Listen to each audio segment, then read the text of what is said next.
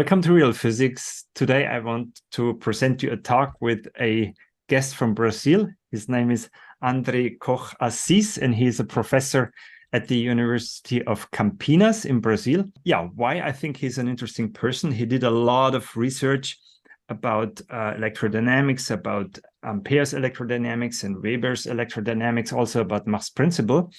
Maybe we'll cover that in a second video.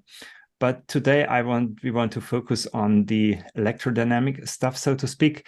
And as an additional remark, why I like your work, you are really, apart from that, you're really honest and dedicated scientists. Once sees your presentations, once you talk to you, you immediately realize that. But you are working, so to speak, in another tradition. You're interested in history, and your research is based on historical papers, and that's what I really like very much, because contemporary physics seems to have forgotten about its root and its basics. And that's also my philosophy. You know, if you watch my other videos, we need to go back to these fundamentals, to these unsolved questions in the past, maybe 100 years or even longer, if we want to make fundamental progress. And for that, I'm happy that I can present you. André is a representative of this style of physics, and yeah, you will surely tell us about interesting alternatives maybe to established electrodynamics. Yes. André, go ahead. In the first place, I wish to thank you very much, Alexander, for this invitation to talk with you. Mm-hmm. We had some contacts before by email, but we met personally 4 years ago in Prague. Yeah, at the conference. A wonderful conference organized by Professor André. Mm-hmm. So it was a great pleasure to meet you 4 years ago, and we did have very interesting conversations. Mm-hmm. And now, yeah, you told me so many things which were new to me, and it was kind of embarrassing. But I should have known, since Weber was German, but you knew it much better than me. But so this is the original source.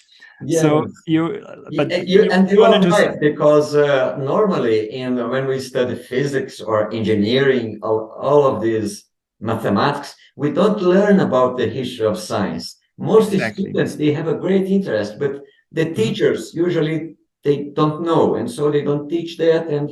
But in my specific case, I always loved history of physics, and my way to find my what I really am doing for the last 30 years began as an undergraduate with my interest in the history of physics. So it was at that time usually secondary literature, but that was very important for me in all these aspects about Ampere, Weber, Mach, and so on. So let's start with Ampere. What's new? What was Ampere's key insight you're trying to tell that it is important still today? Well, the first thing in any textbooks on electromagnetism nowadays, they present the so-called Ampere circuital law, that the line integral of the magnetic field around a closed loop is proportional to the current which crosses the loop. They call it Ampere circuital law. Yes. And they say that Maxwell did correct Ampere's law by introducing the so-called displacement current. And that's in every textbook, sometimes even in high school. The first thing which needs to be correct is that these statements are wrong. The first person to write down this circuital law, that the line integral of the magnetic field is proportional to the current which crosses it, was Maxwell himself. Then later on, Maxwell did correct himself, not Ampere. Maxwell did correct himself by introducing the displacement current. Let me just insert an introductory remark before for our listeners here. We are trying to be not to be too technical here, and you can find all the references down in the comments. I recommend very much your writings. So we're trying to be very intuitive, and once in a while I will display a formula or maybe a book, but it's of course in this format we cannot go into the technical details. And we both try to be as visual and as intuitive as possible. Yes, sure. Yeah. And so you see, Alexander, because so who wrote this equation first was Maxwell, and then he did correct himself, not Ampere. Ampere never in his life, in his papers, worked with the magnetic field concept. You see, and as a matter of fact, he was even specifically against anything circulating around a current carrying wire. So if this is wrong, so what did Ampere do? That is but you would consider that in first place a historical detail, because the original formulation is sometimes not as pedagogical as it should be, or is it something that can be overcome, or is there something fundamental in it which is poorly appreciated? I mean, you won't argue that the concept of a magnetic field does make sense, doesn't it? I mean, yes, but Ampere didn't work with this concept. That is the first thing which must be very clear. And in the second place, he was explicitly against anything circulating around a current carrying wire. Nowadays, everyone learns that if you have a wire with a current, then you apply the right-hand rule and find the magnetic field circulating around it. Ampere was against anything like a vortex or a force or anything circulating. So it is very important that this should be correct in the textbooks. That's the first thing. Now let's go to what Ampere really did. What was his main insight? So in 1820, the Danish scientist Oersted, for the first time, he saw an interaction between current and a magnet. The current in a wire and a magnet above it, like a compass needle. Actually, to be historically fair, I think it was Gian Domenico Romagnosi in 1802, but nobody took. Anyway, Oersted is famous for his experiment. Oersted is the famous one, and so he saw that when a current was flowing in this wire, it did deviate the compass needle, the magnet. Okay. To the right angle. That was above it was one direction, below it was the opposite direction. So and so Oersted did imagine that there were currents flowing not only along the wire but outside the wire, electric charges, and these charges would press the magnetic poles of the needle. And Ampere, when he heard about this experiment, that changed all his life. He was at that time 45 years old. He was not young. But then there is a very beautiful letter he wrote to his son, saying that the first time he heard about that experience, then he began to think about that day and night. And he began to make ideas and experiments. So what were his two main insights when he heard about this experiment? That it should not be interaction between current and magnet. It should be interaction between current and current. Yes, that's very deep, because I mean, at the time nobody understood what's at the heart of the magnet, and only a modern perspective gave us the insight that there were indeed as well currents inside the magnet. And this fundamental insight, Alexander, you are right, is due to Ampere, because he was the first and only guy who supposed that it should be interaction between two currents. And he supposed that inside the magnet there were currents, electric currents inside the magnet, and also inside the earth. So that was his two main insights, that the interaction were between currents, two things of the same type, of the same. Could we summarize that? He discovered that parallel currents attract. Is that correct take-home message from your point? Yes. That should be the better way to phrase it in Europe. Yes. But so first he had this insight, and he tried to model what should be a magnet. Then suppose his first model was like a spiral in a plane with a current flowing along this spiral. And then he supported this spiral orthogonal to a magnet, and he found attractions and repulsions between the magnet and this current-carrying spiral. And then he replaced the magnet by a second spiral. A coil, two coils. Right? Two coils, yes, two coils. And then he found attraction and repulsion between these two coils without any magnet. And that was the first experiment ever in the history of physics about the interaction of two currents. Then he made this very famous experiment. Oh, okay, I see. Okay, that's really, two parallel currents attract or repel depend on the directions of the currents. I mean, that's really a big step beyond Oersted, right? A big step beyond. But I thought, wasn't it also Faraday? Sorry if I'm... No, Faraday wasn't it also Faraday who had this experiment with the parallel wires? No. That was Ampere. Faraday came 11 years later than Ampere and Oersted. And so first Ampere utilized these coils or spirals. Then he saw an attraction between a magnet and a spiral. First, two magnets could attract or repel. Then he replaced one magnet with this coil or spiral, so attraction and repulsion. Then he removed this magnet and had two coils. And then, he said, then two parallel wires should attract and repel, depend on the direction. And then he made this experiment, which is the most famous one of Ampere. I see. And so he opened a new field, which was the interaction between two currents.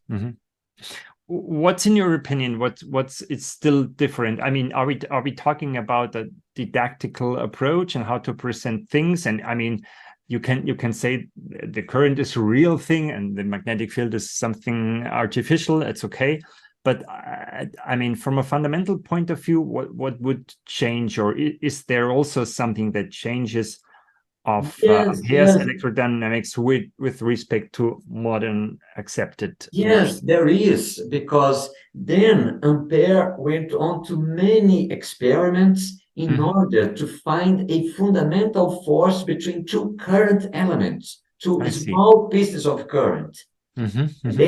And these two pieces of current, they are more complicated than two masses or two charges. I see. Because they have direction in space. Of course. So there is not only the distance between the two elements, but you can change the angles between them. Of course, that considerably complicates everything. Yes. Yeah, right. And so Ampere made many experiments along 2 years. And this experiment, he even created a new kind of experiment in physics, which is called null method. What is it? He had a mobile circuit with current, which was located between two fixed circuits.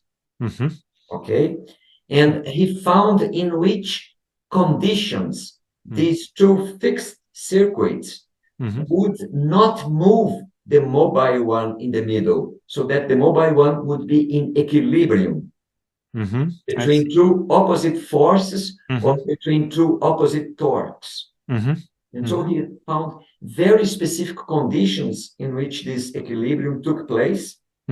And from these conditions, applying mathematical reasoning, he could finally obtain a force between two current elements, which was fascinating because it is not a simple formula. It's similar to Newton's law we of can display it here. Which is proportional to the product of the two currents, falls as 1 over r squared. R is the distance between the two current elements. It is a central force complying with Newton's action and reaction, but it also depends on 3 angles: the angle between the two current elements, and the angle between each current element and the straight line connecting them. So we have these 3 angles. So it is more complicated than Newton's law because of these 3 angles. But it's similar, proportional to the current intensities, falls as 1 over r squared, and this central one, action and reaction. So that's very, I mean, that's pretty intriguing. But before we pass to Weber's electrodynamics, what would you, I mean, like to add?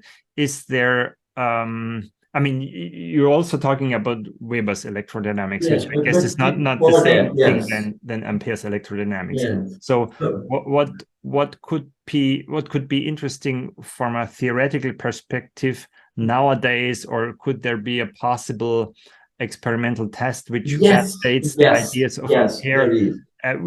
Something we haven't noticed yet. Yes, there is, and Alexander, and this is very important because this formula of force between two current elements of Ampere, Maxwell of the Maxwell's equations and so on, he knew about that, and he wrote in his textbook 1873 that Ampere's formula should always remain the most important formula of electrodynamics.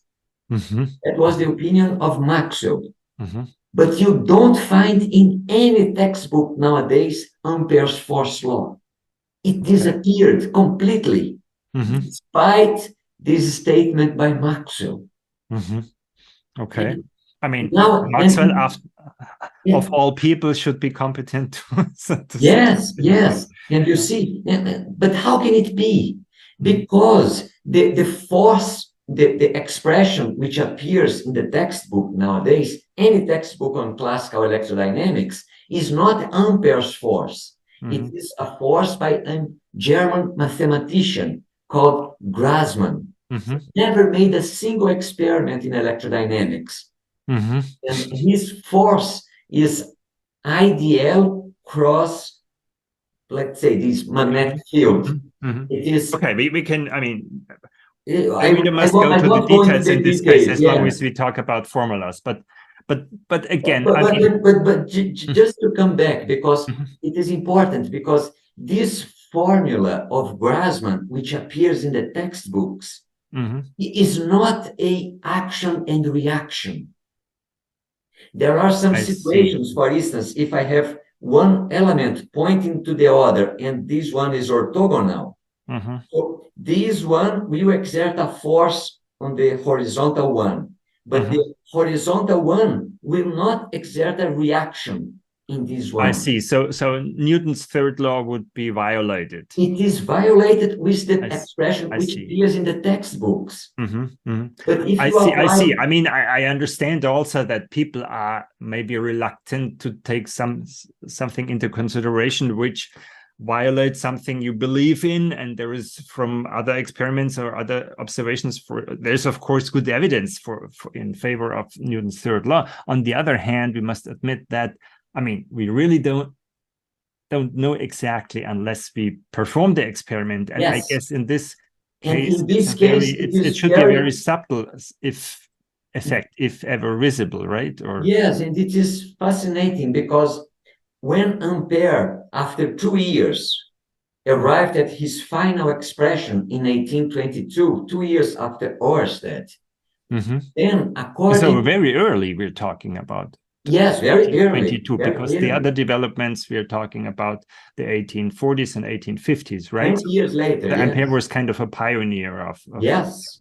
Also from the theoretical point of view. Yes. And then Ampere, when he finally obtained his expression, he concluded that two current elements which were aligned and pointing in the same direction should repel one another. I see. And this force of repulsion between two aligned current elements does not exist in the Grassmann's force, which appears in the textbooks. I see. I see. And then Ampere. Isn't that a little bit counterintuitive? I mean, that should be present in every electrical wire in the world, because we all have parallel currents. Yes. And it would create kind of a pressure in every wire. Yes, you are right, Alexander. And that is the point. So, for instance, if you have a wire with a current, there should be a tension because they repel one another. And so, or like a pressure or tension. So when they try to move away from one another. And so Ampere himself, he was surprised with this prediction of his own force law. And then he devised an experiment to test it. This experiment is fascinating. It is called Ampere's bridge experiment. We have a fixed circuit here, and here we have, which is called Ampere's bridge, which is just a piece of wire, like in a U letter, sideways, and it floats, the two legs float in two mercury troughs.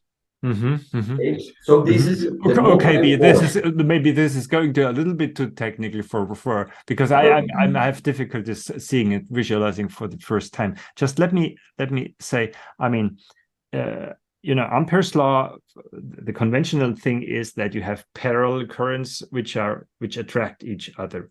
If they are really parallel, and if they are like that, they attract. Instead, if they're aligned one they after repel. another, they repel. There would be a repulsion. You're saying yes. So, and that depends on precisely on the geometry. Yes. In this case, they repel. In this case, they attract, and there will be a specific angle in which the force goes to zero. That's interesting. Yes, very interesting. And this angle is exactly 23 degrees. Okay. And so Ampere made this experiment.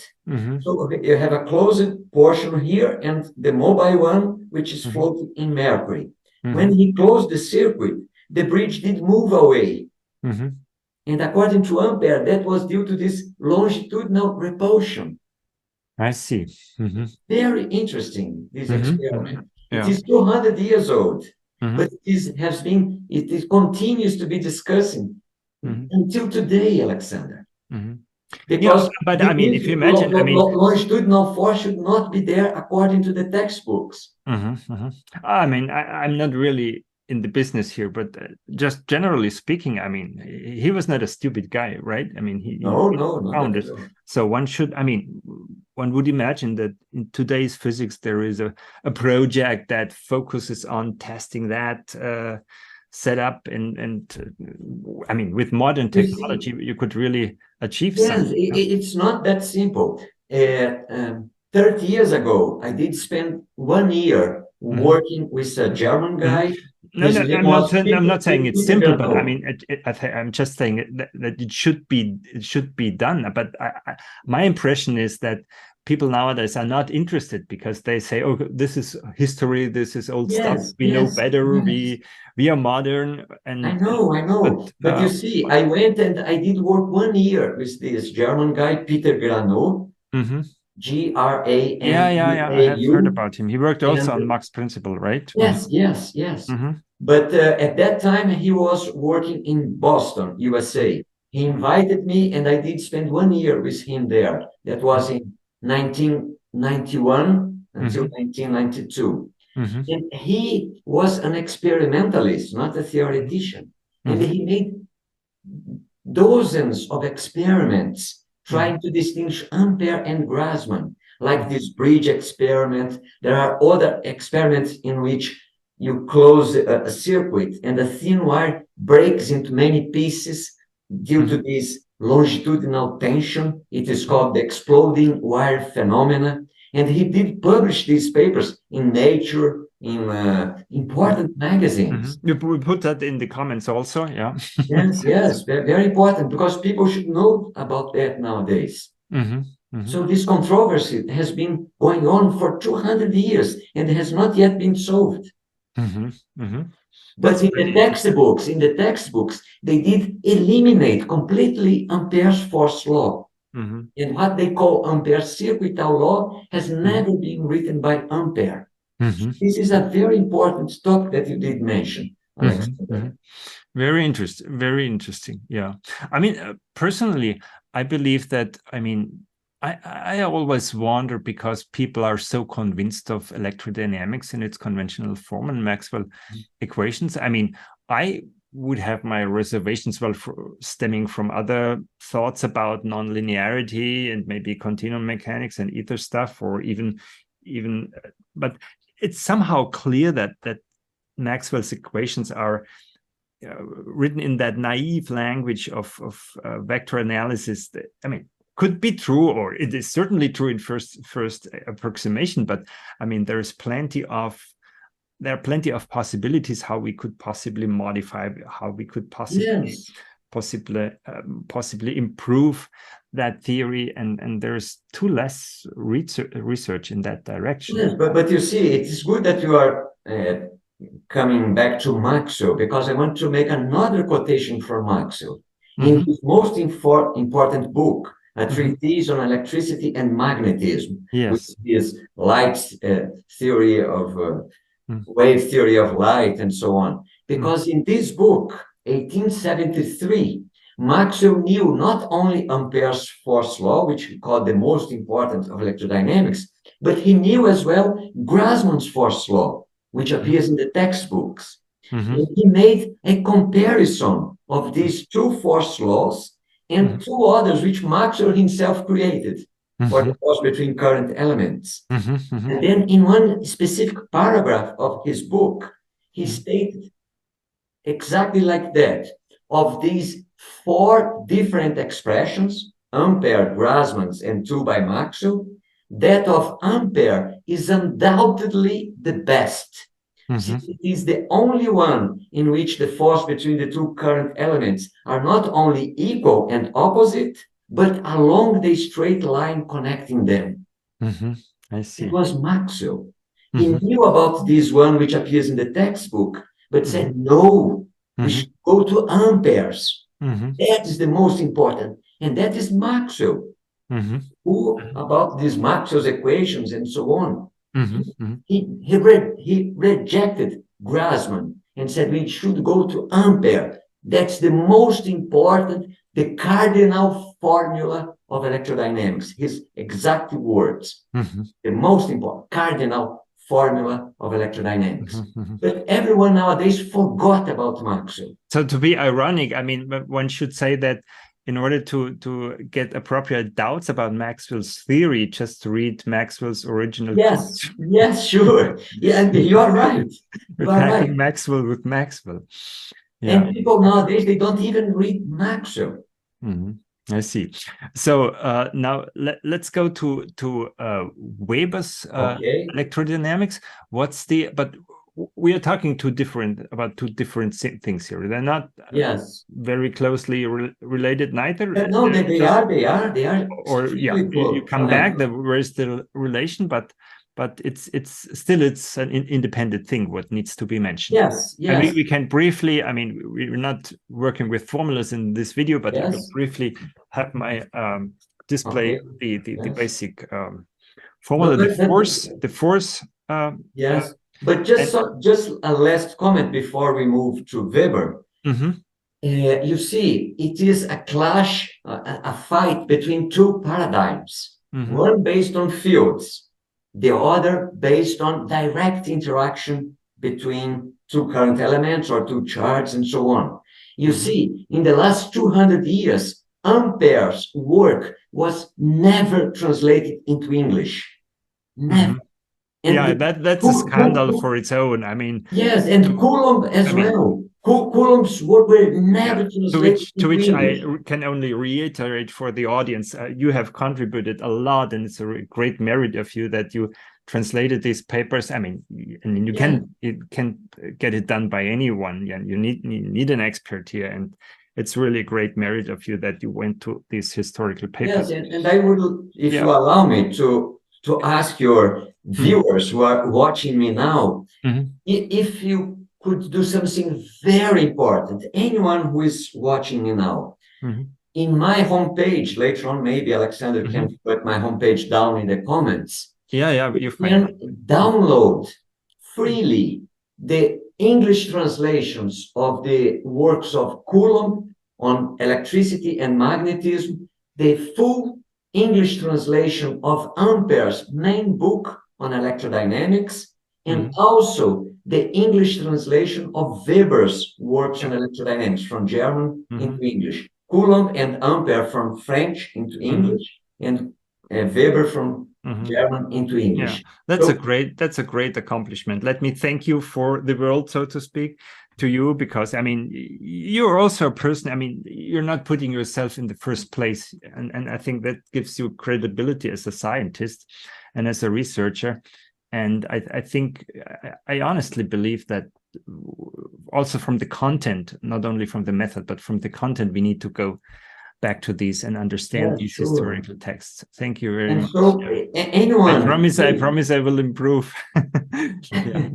No, anyone, I mean, that would be a very important thing. If anyone could just tell a friend, a student, that these English translations, they exist now, only the last 10 years. They didn't exist for 200 years, but now in the last 10 years, they exist. And they are full available. Freely available in PDF. Just inform your colleague, your students, your teacher, and that would be an amazing thing. So just okay. So just one thing in common before we go to Weber. I hope we get right there.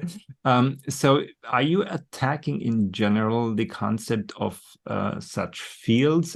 I mean, everybody not attacking, but I'm working in a different paradigm. Yeah, I see that. Not attacking. I mean, we would agree that they are at least useful to a certain extent. Okay. Yes, sure. The electric field. Also, even the ether theories, people were trying to find a correspondence. What corresponds to electric field? What corresponds to the magnetic? I am my own way in physics is exactly the opposite of Maxwell. Maxwell knew this tradition of action at a distance or direct interaction due to Coulomb, Ampere, and Weber. Maxwell said, well, there are this German way of doing science, but I prefer, Maxwell saying, I prefer that of Faraday, based on fields and so on. And so he said, I will not be a judge. I will be a lawyer of one side. My case, on the other hand, I also know the field theory is the one which I did learn as a student, the one which, but I prefer, I accept, I believe in the other approach, in the approach of Coulomb, Ampere, and Weber. So I am a lawyer from this other side. I said I mean, that's okay, just to be balanced. So you would say that well, as a matter of principle, you're looking at the charges and currents. That's the more basic quantities. I'm not sure even if I agree, but I mean, But yeah, that's very interesting, and it's definitely worth considering, because I mean, if these founders of the entire stuff have thought it that way, I mean, we shouldn't dismiss it. Yes, of course. And history is sometimes so erratic. I mean, sometimes my feeling is that one approach is preferred, but not because it's the best one or the correct one, just for coincidence, for something to choose to do that. It's because this direct interaction approach without fields, no electric field, no magnetic field, no gravitational field, just the masses, the charges, the current elements, and so on. To me, it is more intuitive. To me, André, not to anyone, but to me, it has always been like that. And when I found about this Ampere's force, Weber's electrodynamics in the history of science textbook, I said, finally, I found my way. And then I decided to dedicate my life to this approach. And that's what I have been doing for the last 30 years. Okay, so now Weber's basic formula, you see it here again, the the force is not only 1 over r squared, but there's a factor, Yes, which yes. is 1 So, minus and then yes, plus. yes, And that's, yes. I mean, you need to think I about know. it a little bit what's the You meaning. see, but the Ampere was Ampere's force between current elements was fundamental to Weber. I see. So Weber wanted to unify the force of Coulomb, Ampere, and Faraday's law of induction, just like Maxwell. But Weber came before Maxwell. And in 1846, Alexander, then Weber finally obtained an expression, as you said. It is Coulomb's Q1, Q2 over R squared, central force, but it has two extra components.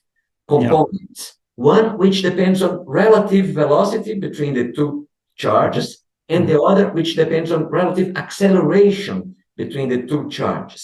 Acceleration times distance, right? Yes, yes. And so why he did need these two components?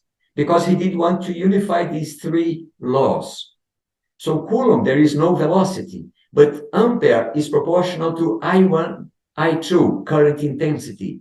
So Weber thought, what is current? There where it comes from. The current, you're linking the current to the velocity. Yes, because current is charge in motion. So if you want to unify, you need to have a component V1 times V2. So that will be current 1 times current 2. And what is Faraday's law of induction? If you change the current in the primary circuit, you induces a current in the secondary circuit. So what was in Weber's mind? If current is charge in motion, to change the intensity of a current in the primary is to accelerate charges. So Weber said, well, if you accelerate a charge, you induces a force which depends on this acceleration. So for this reason, he did need this acceleration component. And that's fascinating, because when Weber obtained this unification, no textbook mentions about that, because this paradigm has been completely forgotten in the whole 20th century. But when Weber obtained this unification of electrodynamics, magnetism, and electrostatics, that was 1846, 20 years before Maxwell. Maxwell was beginning high school at that moment. Weber already unified physics. And more important than that, Alexander, and I believe that will be extremely important to you, because it was in 1846, in this unification of Weber, that he introduced the constant C. The first time in physics, it was not Maxwell. That was Weber. I mean, that's what I consider one of the most important events in the entire history of physics. Not the most important one, the realization that the electric and magnetic constants epsilon naught mu naught are related via 1 over epsilon naught mu squared. And you are right. C squared, and that's, wow, we have the link to optics. Okay, at this moment, it's clear that light is an electromagnetic wave, and we have the door opens, and we have modern telecommunication and all this. And of course, verified then later by I will make three comments here related to this, which I believe most of your listeners... I mentioned that in my books because I always talk about this, one of the key insights of humanity also, that you found the relation between three constants of nature, and then you have only two constants of nature because we have one equation linking it, and that's always a big progress. But I mentioned it because I learned it from you that it was actually not Maxwell, but it was Weber who had the decisive idea. Because this has been disappeared from the textbooks. So what did Weber introduce in 1846, 20 years before Maxwell? The constant C. But no one, not even Weber, knew the value of this constant. And so the first person to measure this constant was Weber himself, 10 years later. With Kohlrausch, right? With Kohlrausch, yes, you are correct, correct. And this measurement, because Weber was not a theoretician, Weber was an experimentalist. working before, yeah, but let with me Gauss know. and so on. I guess he had very much intuition. So I mean, as a sideline, wasn't he the first person who pushed the analogy between atoms and the planetary systems? Yes, I think yes, that goes yes. back to Weber. I mean, That's correct as imagine well. what kind of insight. I mean, that's Yes, the key insights of humanity that yes, subsequently brought us to our yes, understanding of yes. atomic physics, right? That's Okay, amazing. I mean, But you know, the big ideas are not always or almost never mathematically formulas, but that kind of intuition. Yes, yes. Or Weber was one of the great guys here. But let me just finish because this is very important. So in 1846, he introduced theoretically the constant C, but no one knew its value. 10 years later, Weber and Kohlrausch, as you mentioned, performed the first ever experiment. And it was so precise that they found 3 times 10 to 8 meters per second, which was known to be light velocity in vacuum. So that was the first connection, quantitative connection between light and electromagnetism. And not only that, in the next year, 1857, Weber and Kirchhoff, another German guy, working independently from one another, but both of them based on Weber's electrodynamics, they did calculate if you have a wire, like a telegraph wire, and you make a perturbation here in the current or in the charge or in the magnet, then there will be a signal propagating along the wire, a telegraph signal. Yes. And they deduce the wave equation with the velocity c, which had been introduced by Weber in 46 and measured by Weber 1 year before. And all of this was done before Maxwell obtained his displacement current, his light wave theory of light, and so on. And Maxwell knew all of this stuff. But this does not appear in the textbooks. Yeah, I mean, okay, that's obviously the facts, and I mean, not necessarily this was bad intention. I don't think that Maxwell or anyone else, apart from a career, maybe. I don't think there was much bad intention. No, Maxwell just arrived late because he was younger than Weber. Yeah, and Maxwell mentioned a lot Weber of many times and always praising highly Weber because of the high precision of his experiments. Maxwell said explicitly, no one before Gauss and Weber had measured electromagnetic quantities with such a high precision. So Maxwell he did love Weber. Also, he went a different way, but he always praised Weber highly. And the only point in which he criticized Weber was that he believed that Weber's force was not compatible with conservation of energy, which was due to Helmholtz. But Helmholtz and Maxwell were wrong. And Weber showed that his force law was compatible with conservation of energy. And then, just before Maxwell wrote the treatise, he changed his mind.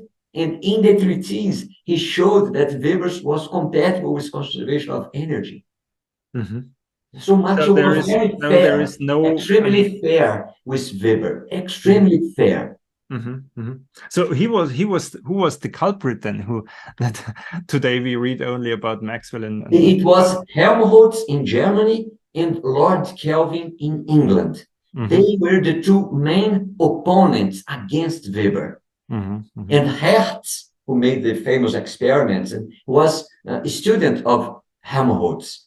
I see. In Berlin. Had it something to do with the ether theories, or that? I mean, no, theoreticians no, not at all. Because I mean, because Kelvin was a famous proponent of ether theories, no? Yes, but as Maxwell, but Weber himself, he did believe in the ether as well. Everyone in the 19th century did believe in the ether, and Weber was one of them. But the difference between Weber's ether and Maxwell's ether is that, according to Maxwell, it was a continuum. According to Weber, it would be just like a gas of electrified particles, a plasma. But not a continuum. Yes, well, just to mention here a sideline, I have made a couple of videos now, which are out now about ether theories and also very Kullak's important. 1839 ether theory. They're quite interesting. I mean, yes, sure. My personal opinion is also maybe not corrected 100%. There is something which does not add up, but very interesting and something we need to build on at the very end. Yes. Yeah. And you see, and so as all of this stuff has been forgotten, then in the last few years of my life, I did devote it to, with many colleagues. You are now in Munich, and I am at Augsburg University, 1 hour away from one another. Also, we decided to do it via Zoom because it's so convenient to cut the video. But I mean, but I just want to mention to your listeners, because you know that, but maybe your listeners, they don't know. I came to Germany. This is the first time that I came to Germany. And this time we just I published edits last year, or 2021, I guess. It published 4 volumes with the Wilhelm Weber's main works on the electrodynamics translated into English. Finally, after 150 years, Weber's work, they are available not only in the original German, but now fully translated, commented with 1,000 references, 4 large volumes. 2 of them, they have 500 pages each. I didn't make all the translation. I made a few of them, but I did collaborate with many people. And now I came in September here, 2023, in Germany to work. I received a kind invitation from Professor Zieliebach and Professor Frauenfelder. They are professor at the University of Augsburg in Germany, and they invited me. I could obtain a Humboldt Fellowship, very important support, which the Humboldt Foundation always gave me. And I came to, we are now working in the 5th volume of these English translations of Weber's works. The 4 previous ones are already published, and they are available freely in PDF in my homepage. And for those of you who wish, you can even also buy the printed copies by Amazon. They are freely in PDF in my homepage.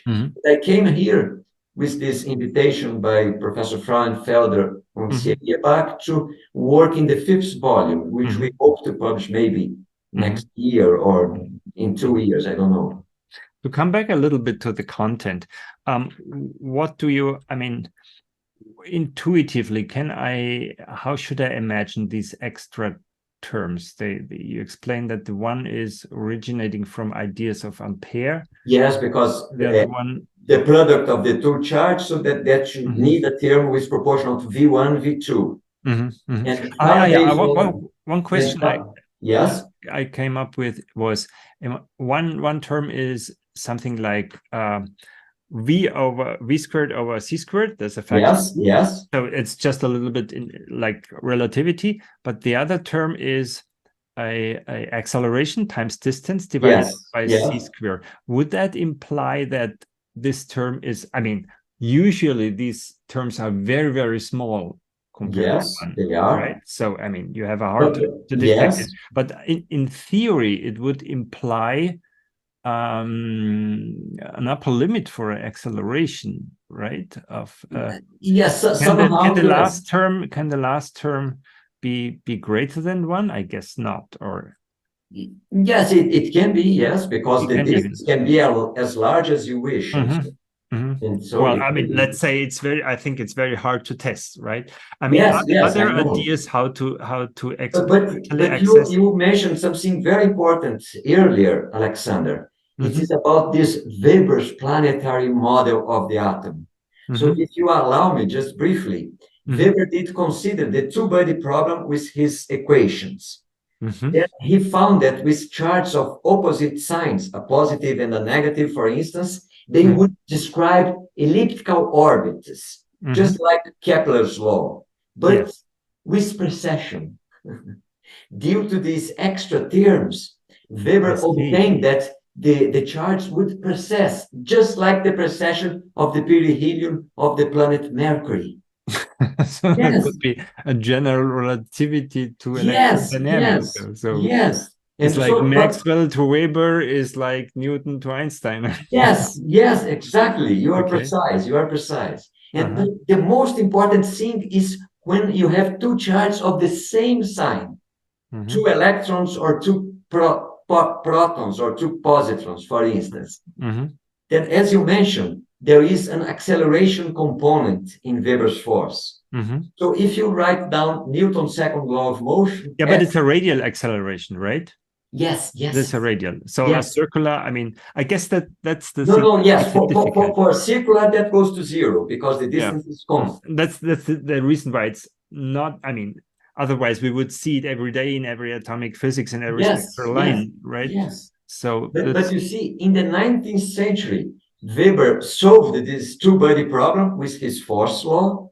And so for opposite charges of opposite sign, ellipses with precession, which is amazing. But the most important is two charges of the same sign. Let's suppose two electrons. They were not known in Weber's time, but okay. So Weber showed that when you have two charges of the same sign, when they are very close to one another, they behave as if they had negative inertial mass. And then, instead of repelling one another, they would attract one another. Okay. Which is just fascinating. Then it is because I mean you have this. I mean this is the phenomenology of Cooper pairs, right? Yes, yes, in superconductivity. And moreover, we're still speculating here, no? No, but you are right. You are right. You're precise. It's a very like just Cooper pairs in superconductivity. I mean, not only Cooper pairs. I mean, two electrons always behave very differently from a single one. Also, the atomic shells, and you have two. Yes, because of these. Usually there is another explanation via spin, and yes. To think out of the box, that's but just to go back to this Weber's planetary model, because it is amazing. That was 19th century, before Rutherford, before Bohr, before anything. I see. Then Weber showed that let's consider two positive particles, two positrons. If they are very close to one another, they will behave with negative mass. That was Weber's conclusion. And so instead of repelling, just to understand, but is this a consequence of that formula here? Yes, because of this acceleration component. It's exactly because of this acceleration component. I see. Because you can, if you say F equals ma, Newton's second law of motion, and F now is Weber's force, there will be an acceleration in the left-hand side. And you can transfer that to the right-hand side, and then you will have an effective inertial mass. Okay, but then the referencing back the force, referencing it back to the acceleration, that is what at the end creates the problem for Newton's third law, right? No, not a problem, because Weber's complies with Newton's third law. It complies. It is action and reaction, and conserves linear momentum, angular momentum, and energy. But then, when Weber found this amazing result, that two charges, when they are very close, they attract one another, he proposed a planetary model of the atom with negative charges orbiting around the nucleus. And these negative charges would not only describe elliptical orbits, but orbits which precess. Moreover, the nuclei would be stable because you would have many, 2 or 3 or 4 positive charges very close to one another. And instead of repelling, they would attract one another. And so he could predict. So we're going to explain nuclear physics. Yes. I'm not going to. Weber made that 100 No, I mean, ago. I try to be careful to the skeptical reader here, because I mean, what are these two guys talking about? I mean, we're not claiming here this is the final solution, but I mean, as a sideline, I also believe that, I mean, or everybody knows that nuclear physics is not very well understood, and you have no first principles explanation of such things that of the nuclear force. So I welcome any aspect or any approach what potentially could be something and that sounds like a fundamental approach to me. I'm not saying that this is the loose solution, but certainly postulating one thing after another and 6 generations of quarks is nonsense. Because you see, Alexander, nowadays the physicists, in order to explain the instability of the nuclei where you have many protons together, they just postulate the nuclear force to stabilize. But before that, 150 years ago, Weber proposed that the nuclei would be stable because of only electrodynamic forces. He didn't need nuclear forces. I see. So, but you're saying that no one has followed up on this? No one has followed. That has been completely forgotten. Completely forgotten. People only talk about Bohr's model of the atom or Thomson's plum pudding. But I really guess a lot of PhDs can start here. Yes.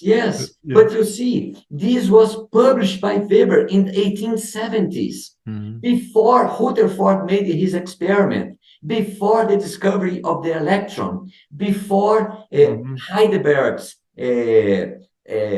I see. I mean, there is no bad faith in here. Just to be clear, I mean, I think it's also understandable that all these ideas are. I mean, there was such a dramatic development of physics at the beginning of at the end of the 19th century and the beginning of the 20th century. Of course, I mean, many things have just thrown under the rug and so on. Yeah.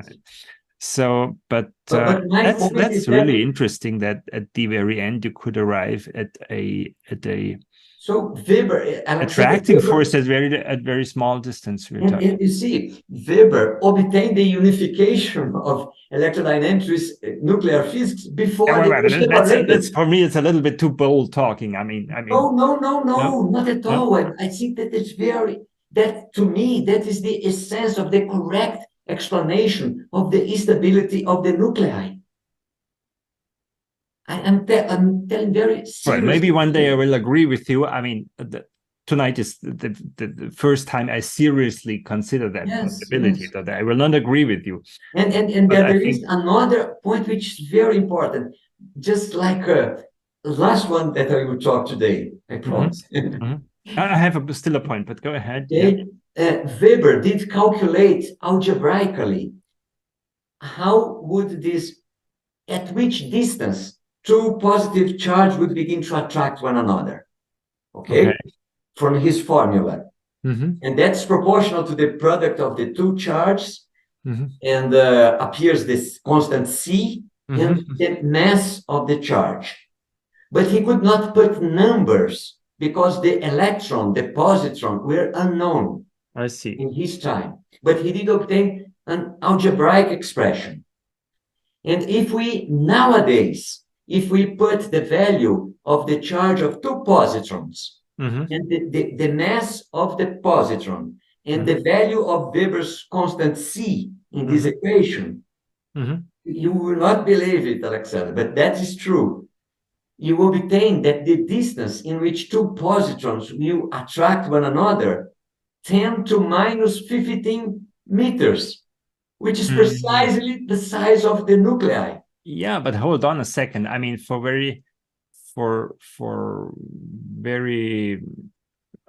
reasons of consistency of the unit system, I mean, you're right. You put charge and mass together in C and all things, but the order of magnitude you come up with is always, I guess, the classical electron radius, which is 10 to the minus 13. So we're still orders of magnitudes. In this case, it is exactly 10 to minus 15 meters, exactly.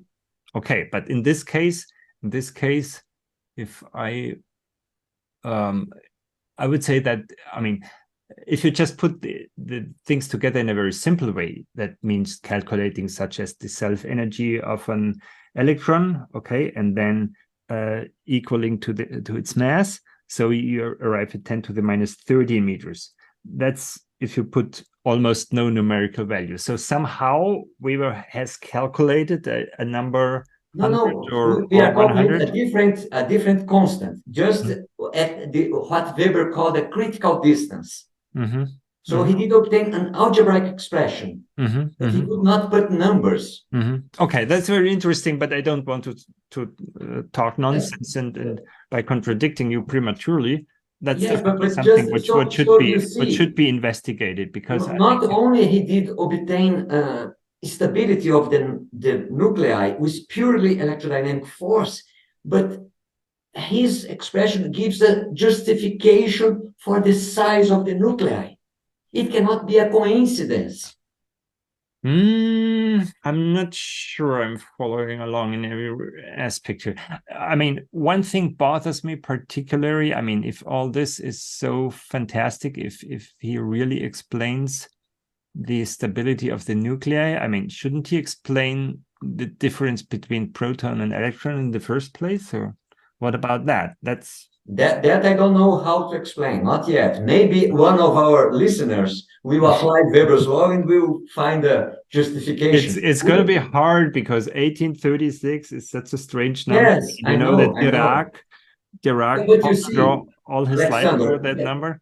That I'm so happy that you invited me to this conversation today, because Weber's electrodynamics and Ampere's force has been completely forgotten. People don't even know the existence, that there is an alternative electrodynamics to Maxwell and Faraday. So if one of your listeners just go back and read Ampere, read Weber, read Coulomb, this can open the mind of the people. No, I mean, to be clear, I mean, we're not claiming that we have the theory of everything. We are just two physicists outside the mainstream.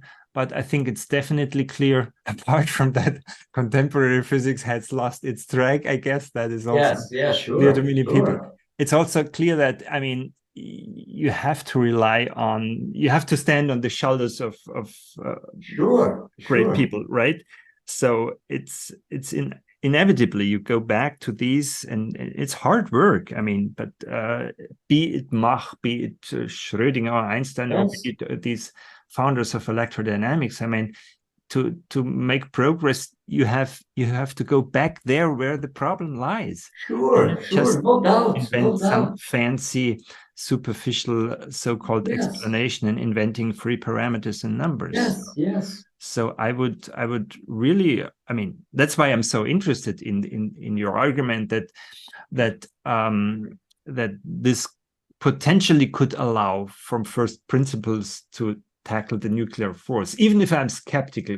The concrete case, but as a matter of principle, we must do it that way. Because when Bohr made his famous planetary model of that was 1913. Right. But he knew Rutherford scattering experiment. He knew Balmer's series of the. Of course, yeah. Somebody told him about Balmer's experiment. Somebody even told him about the relation to age. Yes, and he also knew the charge and mass of the electron. Everything was known to him. So he invented his planetary model to fit these experimental results. Weber, on the other hand, was a real prediction, because he came 30, 40 years before all of these experiments. It was just a prediction from his mind, based on his analytical solution of the two-body problem with his force law. It was a real prediction before any of these experiments. That's one thing I wanted to ask you. I mean, if you talk about the differences between Maxwell's and Weber's electrodynamics, I mean, where does it come from? Is there an overarching principle you might consider? I have in mind Einstein's equivalence principle or something that it can express that in very simple terms, but it has profound consequences. Is there something similar or something you know about Weber started from in opposition to Maxwell, maybe? Yes, and it is this these two opposite paradigms. The one which Weber did follow was the Newtonian approach, interaction of the two masses, Coulomb, interaction of two charges, Ampere, interaction of two current elements, Weber, interaction of two charges depending on velocity and acceleration. That is what Maxwell called the German approach. The other approach, even if it was Maxwell, it's okay, yeah. The other one which Maxwell did follow was based on this electric field, magnetic field, something happening in space. I see. So these are two opposite paradigms. I see. No, of course. But Maxwell himself, he said, these two paradigms, they must be compared because they are so different in first principles, in philosophy, but they both explain the same phenomena. Maxwell that also certainly reflects, also has a connection to wave particle, what everybody is talking about, right? So I mean, you have particles here. I would say particles in your case, in Weber's philosophy, and you have the waves or fields at the opposite side. So maybe, yeah. Well, my skeptical guess would be it might be that both of them are not this solution. It just indicates that we haven't understood properly the entire thing, and we may need something else. But you see, they both lead to Faraday's law of induction, Gauss' law, Ampere's law, and so on. But there are some situations in which they give different answers. And in the last 10 or 15 years, experimental physicists and engineers, they are beginning to perform experiments to distinguish Weber from Lorentz, for instance, or Ampere from Grassmann. This Graneau. Can you just go more detail here in what kind of experiment? I mean, which, if you try to distinguish Weber's force from the usual Lorentz force, which had just a factor 1 without the other two. Yes, because Lorentz force is QE plus QV cross B. I see. Charge times the electric field plus charge times velocity times the magnetic field. So it is completely different in outlook from Weber's expression because it has no fields in Weber. Only the charge and their distance, relative velocity, relative acceleration. With Lorentz, we have fields, electric field, magnetic field. But you see, in Lorentz, it has a component which depends on velocity, but it has no component which depends on the acceleration of the test charge. But let's just keep away Lorentz for a second and go back to Coulomb. Yes. You have in Coulomb's law, you have this extra 2 terms depending on velocity, but the problem is you're talking of radial velocity. All conventional atomic physics, you have more or less the shells you have. If you think about orbits, you're more or less the same distance, so it's very hard to detect a difference. And even if you go to, say, Sommerfeld extension of Bohr's model, if you have the ellipses, I don't see how to see but nowadays precession of the ellipses. It's difficult. Alexander, people are trying to do experiments with high voltage. Then this component of Weber becomes measurable. I see. And so people are beginning now, after 150 years of complete neglect, it's now coming back to life again. And new experiments are being developed nowadays. This is the most fascinating aspect of it, because it's not only theory. People are going to the laboratory. What orders of magnitude we are talking about here of high voltage? To obtain these effects should be around million volts, which we obtain in the laboratories. It's not so fantastic. And you don't need to then you have also the vacuum at the certain points becomes a conductor, right? So yes, but you go before that, before the breakdown of air or so on. And then you can try to distinguish Weber from Lorentz. And so people are beginning to do these experiments. And very interesting. It's just fascinating. So very fascinating. Yeah. Okay. have you forgot anything I should No. have mentioned? So I think that's a good point to stop. And yes, perfect. I think that's plenty of ideas and plenty of material to follow up. And yeah, it's really my conviction that you need to go back to these old stuff before creating new things. And somehow you have created the basis for that with translating all these original papers. That's apart from your research on content, and you have highlighted the important things. I mean, that's something also very important, but because one might be afraid of getting lost in all these huge volumes, and I cannot read 5 volumes, but you have now I mean, put the spotlight on some specific points. Yes, that's very, very good. Thank you so much for this. Thank you very much for your invitation, Alexander. I hope your listeners will go to these translations of Coulomb, Ampere, and Weber and transmit that especially to their students and friends.